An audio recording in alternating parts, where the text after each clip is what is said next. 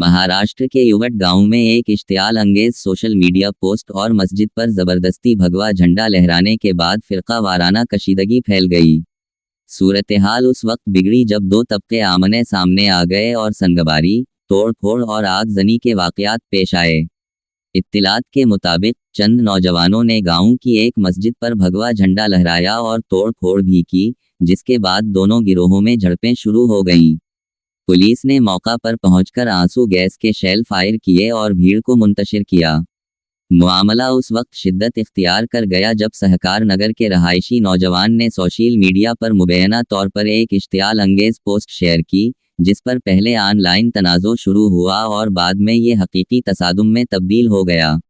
इसके बाद एक गिरोह ने यूथ गांव का हफ्तावारी बाजार बंद करवा दिया, जबकि मुश्तइल अफराद ने कई मोटरसाइकिलों को आग लगा दी। पुलिस ने फौरी कार्रवाई करते हुए नौजवान को हिरासत में ले लिया और इलाके में भारी पुलिस फोर्स तैनात कर दी गई है। वाज़ेह रहे कि उसी इलाके में जुलाई 26 को छत्रपति शिवाजी महाराजा की मूर्ति की मुबैना बेहुरमती के बाद भी माहौल कशीदा हो गया था।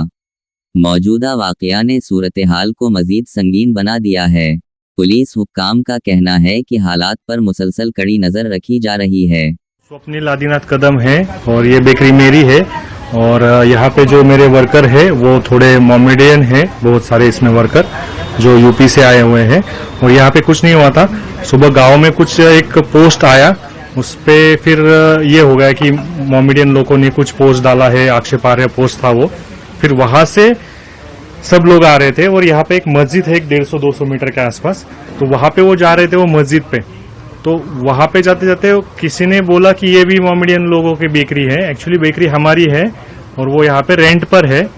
और फिर उन्होंने इस बेकरी को जानबूझ के पत्थर मारा, थोड़ा ये किया और जानबूझ के फिर ये इस तरफ से पतरा फाड़ दिया और अंदर कुछ जलने वाला चीज डाल दिया, उससे ये सारा बेकरी जो है हमारा वो जल गया है। आप यहाँ पे भी देख सकते हैं कि कितना सारा सब कुछ जला हुआ है।